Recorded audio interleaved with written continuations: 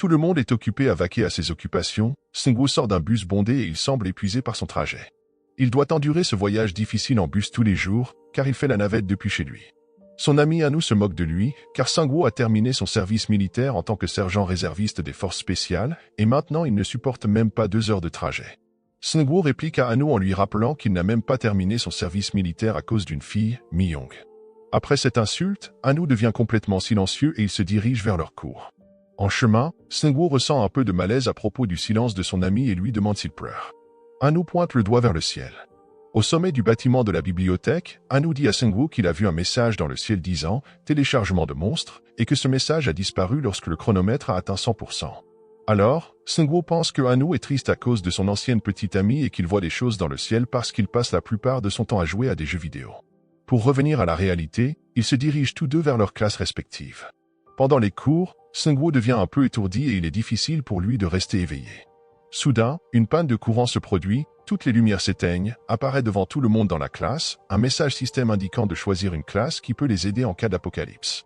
Après cela, un compteur de 15 secondes a démarré et des cartes de compétences différentes avec des étoiles sont apparues devant la classe. Certains élèves paniquent et demandent aux autres de ne rien choisir, car cela pourrait être dangereux. Sungwoo est sceptique, car ne pas choisir de carte dans les 15 secondes serait encore plus dangereux. Il essaie de choisir une carte de guerrier avec 2 étoiles, mais un garçon grassouillet, mince, l'a choisi avant lui et une épée apparaît dans sa main. Sungwoo, un peu paniqué, choisit une carte au hasard avec le plus d'étoiles. La carte qu'il a choisie appartient à la classe Nécromancien 5 étoiles, ainsi la carte de compétence entre en lui. Après la minuterie terminée, Sungwoo et le garçon grassouillet sont les seuls à avoir choisi des cartes. Le garçon grassouillet est émerveillé par sa nouvelle épée. Peu de temps après, un étudiant entre en courant dans la classe avec un petit monstre sur le dos qui ressemble à un gobelin, et il poignarde constamment l'épaule de l'élève qui pleure en demandant maintes fois de l'aide jusqu'à ce que le gobelin le tue froidement. À la vue de la situation, tout le monde s'enfuit du gobelin, laissant Sungwoo devant, car il pense que c'est son tour. Certains élèves demandent au grassouillet de faire quelque chose, car c'est le seul avec une épée, mais Minsu est un lâche et n'est pas assez rapide pour s'adapter à cette situation. Sungwoo pense aussi que compter sur ce dernier est inutile et qu'il doit sortir de cette situation par lui-même. Le gobelin se précipite vers Sungwoo avec son petit poignard. Sungwoo pense qu'il en sera de même pour lui s'il se fait prendre comme le précédent garçon tué par le gobelin. Alors, il donne un coup de pied au gobelin de toutes ses forces, ce qui le repousse un peu en arrière. Sungwoo réalise que le gobelin pèse à peine comme s'il pesait 12 kilos et qu'il peut facilement le tuer. Il prend une chaise et écrase la tête du gobelin de toutes ses forces. Le gobelin meurt instantanément. Le gobelin est vaincu et il reçoit 10 pièces d'or du système pour avoir vaincu le gobelin. Tout le monde est choqué après avoir vu cela. Sungwoo s'adapte rapidement à la situation et réalise que le monde a fusionné avec le jeu. Aussi, pendant qu'il essaie de comprendre le système, un message apparaît indiquant à Sungwoo qu'il peut commander les morts sous son autorité. Il sélectionne l'option du squelette gobelin dans sa liste de commandes et le gobelin mort derrière lui se réanime en tant que squelette. À ce moment, il réalise que sa classe de maître nécromancien lui permet de faire venir des êtres morts vivants. 2 autres gobelins se précipitent dans la salle de classe. Sungwoo ordonne à son squelette mort-vivant de les attaquer. Le squelette se jette sur l'un des gobelins et le poignarde à l'épaule. La blessure n'est pas assez profonde et le gobelin repousse le squelette. Les 2 gobelins s'acharnent sur le squelette, lui coupant les os un par un. Sungwoo réalise qu'il a besoin d'une arme appropriée pour aider son squelette, alors il demande à Minsu de lui prêter son épée. Cependant, Minsu est un lâche et hésite à donner son épée. Sungwoo, pensant que Minsu est pathétique, suggère qu'il utilise son épée pour éplucher des pommes de terre. Il attrape une autre chaise et la lance vers les 2 gobelins attaquant son squelette. Les gobelins sont repoussés, donnant à Sungwoo l'opportunité de les achever avec sa dague. Il reçoit 20 pièces d'or pour avoir vaincu les 2 gobelins. Après le combat, Sungwoo reçoit un autre message du système indiquant qu'il a atteint le nombre maximal de serviteurs sous son autorité. Ses camarades de classe sont curieux et lui demandent concernant ce qu'il avait fait. Il n'a aucune idée des événements en cours. D'autres étudiants pensent que la même chose se produit dans tout le campus, car ils entendent des voix effrayées. Cependant, quand Sungwoo ouvre les rideaux des fenêtres, il voit des incendies partout dans la ville. Certains étudiants décident qu'ils doivent quitter le campus s'ils veulent survivre. Dans le couloir, ils rencontrent plus de gobelins qui les poursuivent, mais ils sont tous maîtrisés par les morts-vivants de Sungwoo. Alors que certains squelettes combattent les gobelins, Sungwoo demande aux autres étudiants de s'enfuir pendant qu'ils retiennent les gobelins. Il réalise également que ce monde fonctionne comme un jeu et qu'il peut devenir plus fort s'il continue à tuer des gobelins et à monter de niveau. Pendant ce temps, l'un de ces squelettes est vaincu et sa tête vient voler près de lui. Heureusement, les gobelins sont épuisés et ces 2 squelettes parviennent à les tuer, ce qui lui rapporte 20 pièces d'or et lui permet de monter de niveau. Il est maintenant au niveau 2. Il a accès à son statut, une fenêtre avec 5 cartes de compétences aléatoires apparaît devant lui et il peut en choisir une comme cadeau de montée de niveau. Il choisit une carte qui augmente son nombre maximal de serviteurs de 1. Il peut maintenant contrôler jusqu'à 4 squelettes morts-vivants à la fois, mais il a épuisé la plupart de son mana en invoquant autant de squelettes. Seungwoo regarde par la fenêtre et semble voir que la situation à l'extérieur est pire que sur le campus. Alors qu'il descend les escaliers avec les squelettes, Anu est effrayé par l'un des squelettes. Il le poignarde à la tête, mais se rassure en voyant que Seungwoo est en vie. Seungwoo explique que ces squelettes font partie de ses compétences. Quand on lui demande quelle classe il a choisi, Anu répond qu'il a choisi une classe de rôle à une étoile. Ils descendent tous deux les escaliers avec les squelettes, mais soudain un message apparaît indiquant qu'ils ont reçu une synergie. En réalité, est que si 5 membres d'une équipe ont une dague, ils recevront une chance de coup fatal de 10% et 10 pièces d'or supplémentaires. Lorsqu'ils descendent les escaliers avec les crânes, ils rencontrent un autre groupe de gobelins parmi lesquels se trouve un chef de gobelins. Les gobelins sont affectés par une compétence appelée Senteur de la mort, qui affaiblit leurs statistiques de 30%. Cette compétence s'active automatiquement lorsqu'il y a 4 à 5 squelettes présents. Les squelettes du groupe commencent à attaquer les gobelins, mais le chef gobelin active une compétence appelée White Berserker, qui renforce tous les gobelins sous son commandement. Les gobelins deviennent plus puissants et repoussent les squelettes. Seungwoo comprend qu'il recule à cause de la compétence du chef gobelin, alors il ordonne à l'un de ses squelettes de couper le bras du chef gobelin, utilisé pour la compétence Berserker. Le squelette parvient à couper le bras du chef, affaiblissant les gobelins, et les squelettes les éliminent facilement. Le chef gobelin est furieux, mais il est facilement tué par les squelettes travaillant en synergie. Seungwoo reçoit une lance de combat à une main et le bracelet du chef gobelin qu'il utilisait comme sa meilleure compétence.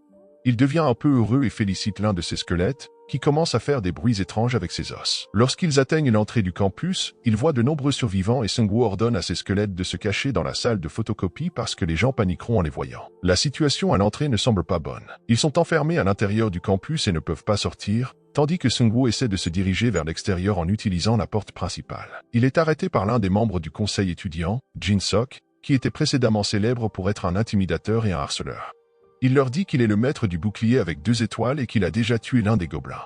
Il explique plus loin que tous ceux qui ont une arme doivent travailler ensemble pour défendre les étudiants. Masu court vers Jin-sok et signale qu'il a entendu des bruits faibles de gobelins près de l'entrée. Jin-sok ordonne aux étudiants d'entrer dans les cafétérias, où lui et les autres personnes avec des compétences peuvent les protéger. Seungwoo dit à Ano de s'approcher de la porte d'entrée.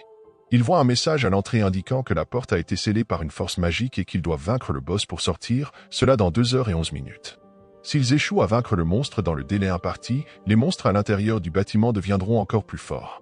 Seungwoo sait maintenant ce qu'il doit faire ensuite, mais il est arrêté par Jin-sok, qui veut qu'il retienne les monstres à l'intérieur en attendant les renforts. Seungwoo dit à Jin-sok que la même chose pourrait se produire dans tout le pays et qu'attendre une équipe de secours est inutile.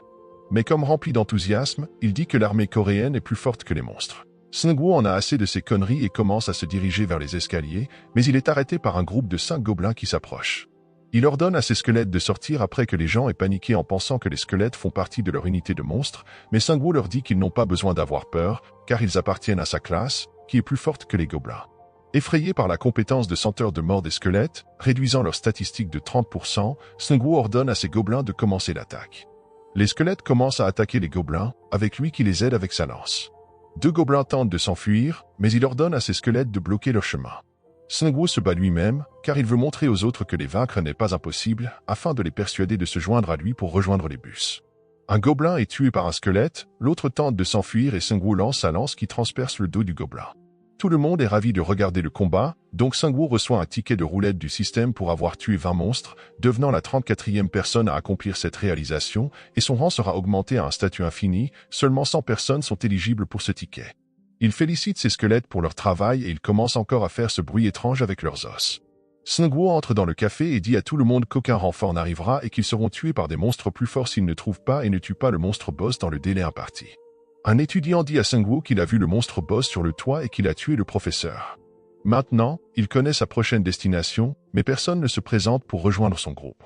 Même son ami Ano veut rester en arrière, mais il le force à venir avec lui parce qu'il a besoin de ses dagues. Puis une jeune fille de 23 ans, Ji-Yoon, se présente. Elle a une classe de 3 étoiles, appelée chasseur de tigres. Seungwoo demande aussi à Jin-sok de venir avec lui, mais il est lâche. Alors, il trouve une excuse pour rester en arrière et défendre les autres étudiants. Seungwoo et son groupe commencent à se diriger vers le toit. Ils rencontrent des gobelins sur les escaliers, alors ils montent à l'étage avec les squelettes qui repoussent les gobelins, tandis que Ji-Yoon s'occupe des 2 gobelins venant de derrière. Utilisant son épée rapide et unique, elle les tue instantanément et les 2 autres sont impressionnés par sa compétence. Aux étages supérieurs, il rencontre le professeur Wang blessé. Le professeur Wang dit à Seungwoo que la plupart de ses étudiants sont morts, car ils ont essayé de se rendre sur le toit, selon les instructions du manuel d'évacuation d'urgence. Mais ils ont rencontré le monstre boss là-bas et la plupart des étudiants ont été tués. Le professeur Wang conseille à Sungwoo de ne jamais aller sur le toit, et cela s'avère être ses derniers mots. Il reçoit une nouvelle quête exclusive après la mort de son professeur. La quête indique qu'il peut apaiser la rancune des morts en tuant le monstre boss dans le délai imparti, et ce choix va affecter son destin. Sungwoo devient plus furieux et se dirige vers le toit pour combattre le boss avec ses compagnons. Le toit est dans un état terrible. Les gobelins pillent tout ce qui est précieux sur les cadavres des étudiants. Soudain, Ji-Yoon devient furieuse en regardant cela. Sungwoo utilise son bracelet, Wing Berserker, pour augmenter les statistiques de ses squelettes et une bagarre générale éclate sur le toit. Tout le monde se bat, ce qui excite un peu Anno, et il lance sa dague, qui frappe la tête d'un gobelin, lui rapportant son premier meurtre. Il devient plus encouragé, ce qui le fait se sentir comme un personnage de Jojo. Après avoir rencontré la senteur de la mort, les gobelins survivants deviennent effrayés et courent vers leur boss, le capitaine Gobelin.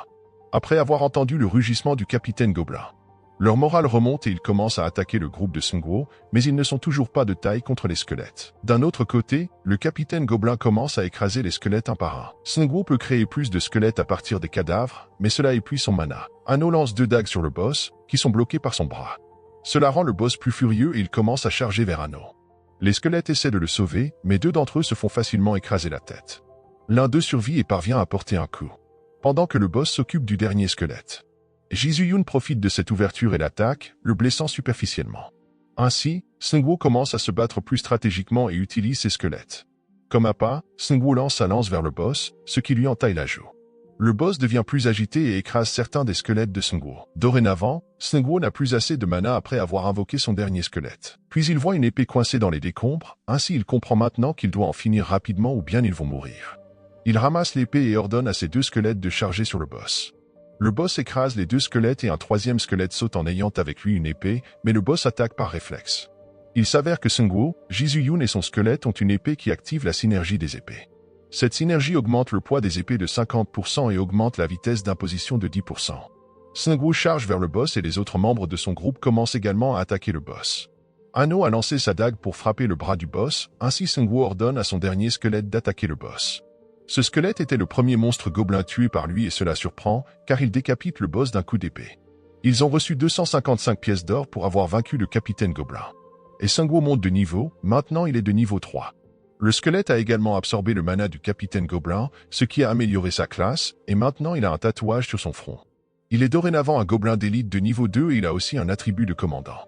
Sungwoo pense que son attribut de commandant sera utile une fois qu'il en aura plus. Anno est monté au niveau 2 et Ji-Yoon est monté au niveau 3 et tous ont reçu des options pour choisir une carte au hasard. Sungwoo a choisi une carte et il a obtenu une compétence de base pour créer des armes à partir d'os. Cette compétence coûte 10 points de mana et il peut créer des épées, des massues, des lances et des arcs en utilisant les os de cadavres. Comme il a accompli une quête exclusive pour venger son professeur, il recevra une récompense exclusive et son destin a été légèrement modifié. Son nombre maximum d'invocations a augmenté d'1 et maintenant il peut en invoquer jusqu'à 5 monstres. Anno a reçu une capuche en récompense, ce qui augmente sa chance de se cacher des monstres de 50%. Il peut utiliser cette capuche pour fuir les monstres, mais maintenant qu'il sait comment se battre, il va l'utiliser pour combattre les monstres. Ji-Yoon a reçu une pierre pour aiguiser le feu. Si elle aiguise sa lame avec, il y a une chance que son épée s'enflamme pendant une attaque. Sungwoo leur dit qu'ils peuvent tester leurs compétences plus tard et qu'ils doivent rentrer. À l'entrée, Jin-Sok est contre tout le monde parce qu'il lui reproche de ne pas être monté avec Sungwoo. Il est en colère et commence à débiter des sornettes en racontant que Sungwoo était un idiot et qu'il doit être mort à présent. Soudain, des squelettes apparaissent derrière Jin-Sok, ce qui l'effraie. Sungwoo se dirige donc vers la porte de l'entrée et elle s'ouvre après qu'il a touché et dit à Jin-Sok qu'il est très pathétique.